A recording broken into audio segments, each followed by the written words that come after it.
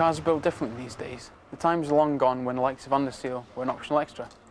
These days, manufacturers go to great lengths to ensure that their vehicles are corrosion resistant. Corrosion is a thinning and weakening of a metal. Its definition is a partial or complete wearing away, dissolving or softening of metal through chemical or electrochemical reaction with the environment around it. Most cars are created from a steel alloy, the main constituent of which is iron. Iron in its natural form is normally found in the ground as either iron oxide, iron sulfide, or iron carbonate. That means the iron atoms are combined with oxygen, sulfur and carbon atoms. All this is changed in the steelworks. The process of heating the iron up to extremely high temperatures changes the metal into what is called a high energy state. This means that the metal is no longer in the same stable state as it was when it was in the ground. So when it corrodes, it's just returned to its natural state, iron oxide, better known as rust. It's a common misconception that water corrodes cars. In fact, pure water alone has no effect on steel. If you place a piece of steel into a container of pure water, nothing will happen. If you then add a mineral like salt, the solution is very corrosive to the steel. The salt turns the water into an electrolyte. This acts as a carrier for the electrons to make up the steel's atoms, which it loses as it begins to return to its natural state, thus reversing the process of the steelworks. The more salt in the water, the more corrosive the solution becomes. In Britain, we add salt to our roads for the winter conditions to make sure that they're safe for us. This, combined with the minerals that are naturally around in the environment and the rainwater, produce a very corrosive environment for our cars. That's why good paint, good underseal, and washing our cars on a regular basis can protect them. Well, the salt and our damp climate in Britain mean that we need to test for corrosion. But in conjunction with the manual, if testers understand what causes corrosion and how it weakens metal, they'll find that testing for corrosion will not be a problem.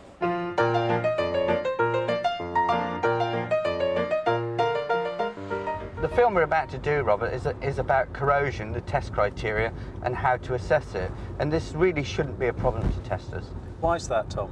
Corrosion is not such a big problem these days because cars are built to resist it, there's less salt on the roads, and of course all the information is laid down in the inspection manual.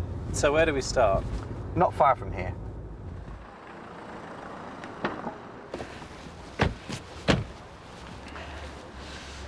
Right, before we start talking about corrosion and structural integrity, Robert, there's a few things the testers need to know. I imagine that a vehicle has to be pretty rotten to fail an MOT test. Well, not always. I mean, a small amount of corrosion on an important part of the vehicle can make the vehicle unsafe, especially where it destroys the strength and continuity of load-bearing members. On the other hand, a heavy amount of corrosion in an unimportant part of the vehicle may not affect the safety of the vehicle. And safety critical areas vary depending on the type of vehicle, don't they? Yeah, I mean, a sill on one type of vehicle, you know, may have structural integrity and not so on another one, not so important. And it depends, say, for example, whether it's a chassis vehicle or whether it's monocoque construction. So how does the tester find out which parts of the vehicle are critical? Well, in the inspection manual, in Appendix C, there's the figures A to D, and they show the tester this information. The shaded portions deal with the main load-bearing parts of the vehicle. So any corrosion on any of those areas is a failure then? Not necessarily. Just because it's load-bearing doesn't mean to say it's prescribed area. So the tester needs to understand, as it's explained in Appendix C, that there's prescribed area, there's non-prescribed area, there's highly stressed components, and there's subframes. OK, lead on, Tom. Right. So, with a monocoque, the structure bears the load. Now, if you've got chassis frame with a body bolted to it, then the chassis normally bears the loads. And on this specially prepared monocoque, the white paint represents prescribed areas? Yes. So, if we imagine that the mounting points for components are the centre of a large ball, and the outside of that ball is 30 centimetres from the mounting. So everything within that ball, all the support panelling, the load-bearing members, where the components mount and so on, is all the prescribed area. So the tester needs to imagine that ball. So, better still, I've got this very large golf ball, which gives you an idea. So this actually gives us a very good idea of what we're talking about. It's a sphere about this size, 30 centimetre radius, with the centre at the mounting point. Yeah, exactly right. So you can see that there, yeah? Yeah. Now then, you just hang on to that a minute. Well, we've painted in a couple of good examples of prescribed area, but within this part of the vehicle, much more of this is prescribed area. So if we say, like the suspension top mountings here, yeah, so there's mounting there, 30 centimetres.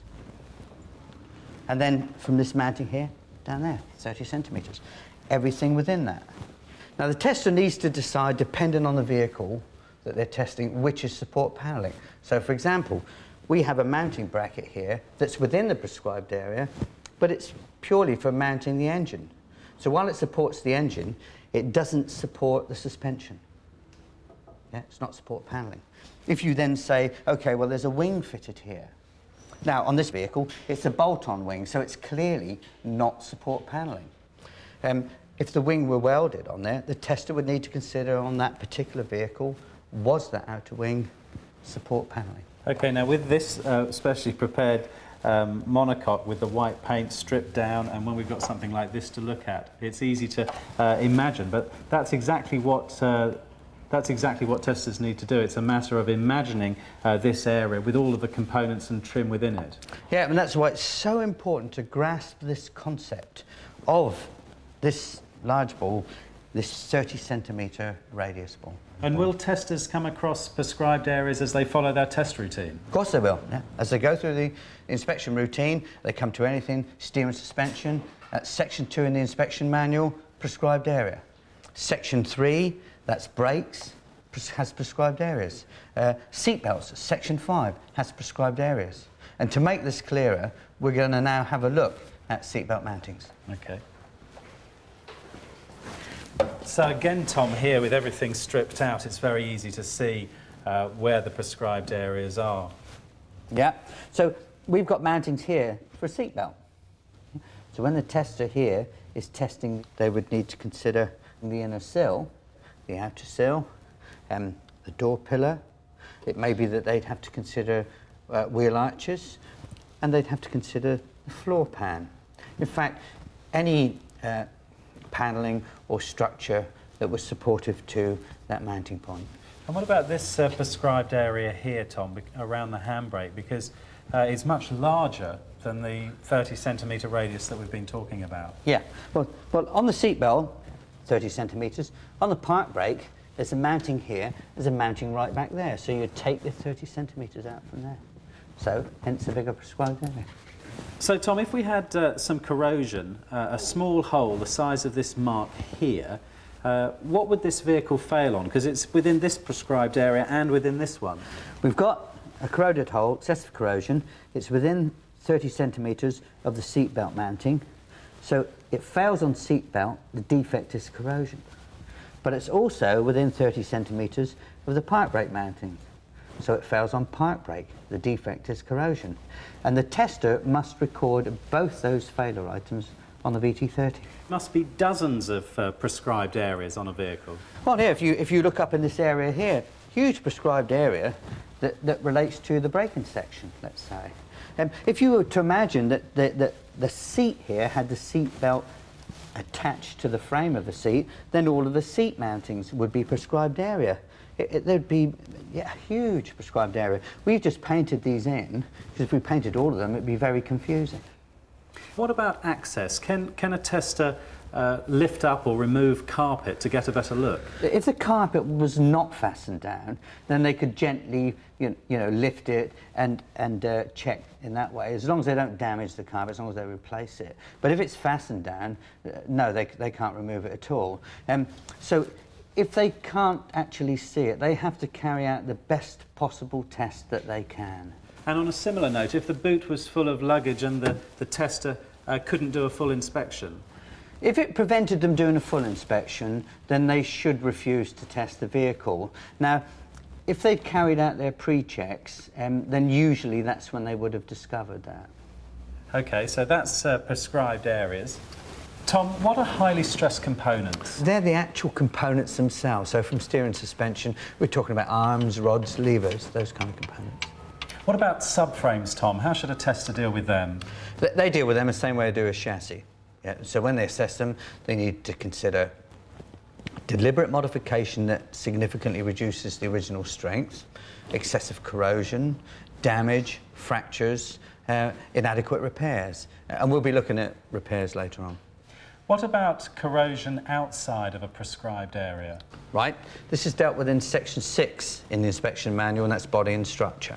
What do we need to know here? Right, the tester needs to think about excessive corrosion, deliberate modification, damage, fracture, inadequate repairs. But now they're saying to themselves, which would adversely affect the brake source steering because it's severely reduced the strength and continuity of main load-bearing structural members. And how should a tester consider a vehicle like this? They say to themselves, how would it respond when driven in all its normal conditions? Anything else? There's bodywork itself, and now the tester's saying to himself, have I got jagged edges or projections that are caused by corrosion or damage? And would they result in a danger to other road users, and that includes pedestrians? And the manual tells testers how to assess for corrosion, doesn't it? Yeah, and now we're going to look at a complete car and go through how we make those assessments. Great. Right, we've identified the main load-bearing members and prescribed areas, yeah, because we've noted the construction of the vehicle, we've looked at diagrams in the inspection manual. Now what the tester needs to do is they need to assess the extent of any corrosion. Very simple. First thing, visual inspection, they look at it. You know? And then finger thumb pressure, and they'll squeeze and check the condition of the metal. If it were to crumble away when they squeezed it, yeah, due to corrosion, that's excessive corrosion. Or maybe it wouldn't feel rigid, yeah, due to corrosion, that's excessive corrosion. And what have you got here, Tom? Oh, this is a corrosion assessment tool. Very simple little device, and the tester can use this to assess the extent of the corrosion. A hefty whack with that would do the trick. Absolutely not. Now, if necessary, the tester can use this, and they can just tap it with this plastic end here, just lightly tap it to check the corrosion. What testers don't do is get hold of it like this, yeah, and dig into the structure of the vehicle. And when you're tapping, it's the sound that it makes that's important. Yes, it is, yeah. If you've got metal that's excessively corroded, or maybe it's been treated with filler, it'll make a duller sound. Good metal has a different sound. And I need to emphasise it's only light tapping. Yeah. So, just like that. Yeah, good metal, that. And I imagine it's very useful when you're assessing something like a sill. Yeah, it is very good for checking sills, because sills are the kind of component that get treated with filler and then that gets painted over or maybe covered in sealant, so the sound of it's important. And why has it actually got a flat end here and a rounded end there, Tom? Well spotted, Robert. Yeah. This flat end is what I was using when I was tapping the good metal, just to sound it out. The rounded end is if I've, considering a corroded area, I can check the extent of the corrosion by tapping with a rounded end. And what about this shaped end, Tom? What's that for? Right, now, this is used for scraping. When I'm using this corrosion assessment tool, I just hold it lightly like that and just do light scraping, just to see the condition of the metal. The tool is for removing loose material and dirt. It mustn't be used to scrape or remove underseal or paint, for example. If you were, say, dealing with highly stressed components, you could use this for that. What the tester needs to assess is it seriously reduced in overall thickness, and therefore excessively corroded. But some of the components, because of their design, they've got difficult areas and you can't get in with this. Testers are entitled to use a small screwdriver to scrape away and clean in there. So what constitutes a failure in a prescribed area? Well, let's remind ourselves, what we're talking about is any part of a load-bearing member or its supporting structure or supporting panelling within a prescribed area. When the tester assesses that, visual inspection, then with finger thumb pressure, let's say perhaps it doesn't feel rigid because of corrosion, or it crumbles to leave a hole due to corrosion, either with the finger thumb pressure or penetrated with a corrosion assessment tool. Any of those things I've discussed are a reason for rejection. What if it's just a tiny hole, Tom? Right, what you're talking about is localised corrosion. So localised corrosion in a prescribed area, even if it's a tiny hole or a small split, that's a reason for rejection. And what about where panels overlap? These are referred to as multi-skin panels. When I say that, I'm talking about no air gaps between the panels. The sheets of metal are close together. We treat that and assess that as if it were a single panel. And what if the corrosion is just on the surface? Okay, so we've got corrosion that hasn't weakened the structure, yeah? This would not be a reason for rejection. But the tester should tell the presenter that corrosion has started. On the other hand, maybe we're dealing with excessive corrosion that would fail, and the corrosion is so severe the tester may decide not to carry out certain parts of the test, like a roller brake test, because, you know, they may damage the vehicle. What about vehicles with separate chassis? So let's think about the chassis and use an example of a suspension mounting. If we had excessive corrosion in a prescribed area around that mounting, it may not extend to the body. If you look at it from another point, if we had, say, excessive corrosion in a prescribed area for a seatbelt mounting in the body, it may not extend to the chassis. So we've looked at corrosion, Tom. What about repairs, particularly where a repair has been carried out within a prescribed area? It's a very important part of the assessment. You know, the tester needs to be able to assess that these are acceptable repairs. And we've got some examples over here that we can look at. Great. It's essential that repairs are properly carried out. Only welding is acceptable for repairs to prescribed areas. Brazing, etc., is only acceptable where the manufacturer originally used it. And what about the materials used? Materials must be of an appropriate gauge or thickness, any plating or welding, and that must extend to a sound part of the load-bearing member or structure. The most important thing to consider is that it is virtually as strong as the original. So is it okay to patch repair? It is okay to patch repair, but these patch repairs must be a continuous seam weld, even when they extend beyond the prescribed area. So no spot welds then? Well, spot welds are acceptable where they originally existed, yeah? But all of the defective panel, including its flanges, must have been removed. Now, I've got a couple of examples here. This is what's referred to as a full sill. Now, this could be spot welded where the manufacturer originally spot welded it, but what we're saying here, Robert, is that all of the old panel will have been removed. This replaces it. What about plug or stitch welding? Well, plug or stitch welding is a suitable replacement for a spot weld. And what about this other one? This other one, you know, this is a cover sill. And if I just do this, you can just see it fits exactly onto there. If this is fitted on, this is just a large patch. It must be continuously seam welded all the way around. And Tom, what if a patch repair extends beyond the prescribed area? So we talk about a great big patch now, yeah. That must be a continuous seam weld.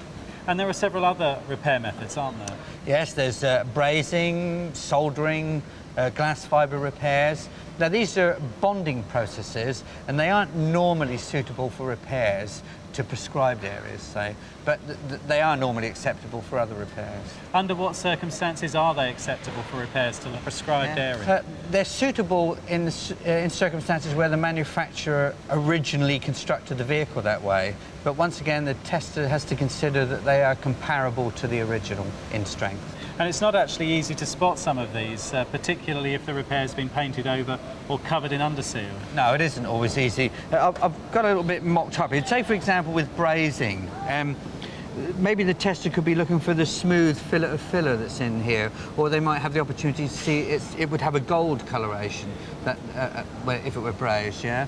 And then, of course, there's glass fibre, there's fillers, there's aluminium.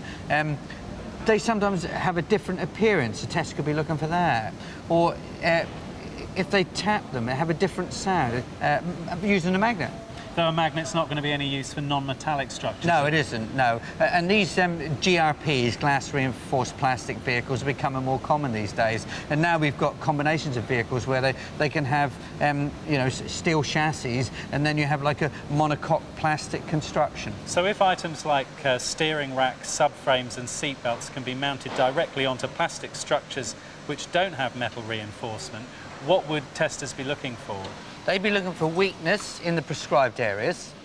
Yeah? They'd be looking for cracks, such as this one here, separation or delamination, like we have down here, which is the parting of the layers. They'd be looking at where components are mounted, you know, flexing of these components, so that it's clear that they're likely to work loose or to break away. Now, all those things I've just mentioned are reasons for rejection.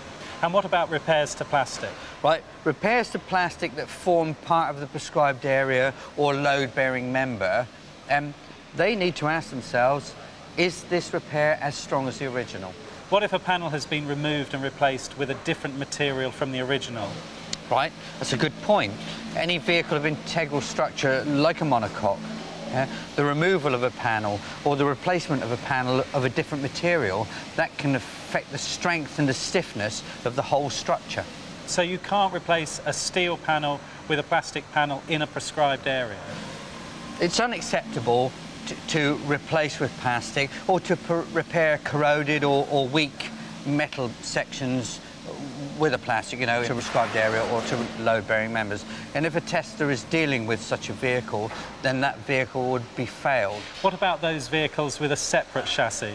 All the things we've talked about will apply. Now, in Appendix C, we talked about the figures, A to D. You know? So Figure B deals with subframe type of construction. C and D deal with monocoque construction. And Figure A deals with the chassis type of construction. And it shows in that diagram where the steering box mounts, where the suspension components mount. Does this apply to the body attachments to a chassis? Yes, and this will be found in an inspection manual in Section 6, which deals with body security. And what's the tester looking for here? There's a whole list of them, but for instance, they're looking for presence, they're looking for security, they're looking for excessive wear, damage, fractures, they're looking at the brackets, so they're looking for all these defects on the body, and they're looking for the defects on the chassis. Does that include shock absorber mountings? There used to be a note in Section 2.4 on page 11 that said shock absorber mountings were not prescribed area. That note's been removed now. So shock absorber mountings are prescribed area. And is there anything else we need to know, Tom? But one final point. Testers need to remember that they're assessing all the repairs, even those that have been passed in previous years. Now, I've got one final thing that we need to look at. Okay. Tom, look at this. That's great. An E-Type. Yeah. It looks in perfect nick, too. Well, most cars of this age would have rotted away a long time ago, you know, but this one's been carefully restored. Any corrosion in it's been cut out and been replaced. So, yeah, it's in gorgeous nick. Fancy a spin? Be rude not to. Of course, this was recently voted the most beautiful car. Yeah, let's not have a row about it, Tom. Well, it is to me.